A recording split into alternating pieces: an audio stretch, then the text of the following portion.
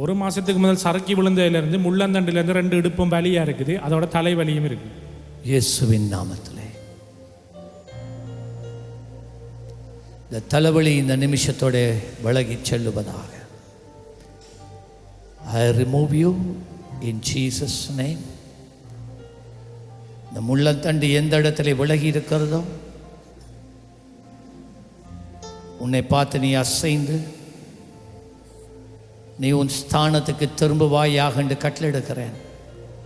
Return to your place. நரம்புகளையும் சவ்வுகளையும் தசைகளையும் விடுவிக்கிறேன். இடுப்பை விடுவிக்கிறேன். செக் பண்ணுங்க, சொல்லுங்க. உள்ளந்தண்டில் மட்டும் ஒரு வலி இருக்குதா? தலைவலி போயிட்டு இப்போ குனிஞ்சு பாருங்க, என்ன செய்து பாருங்க.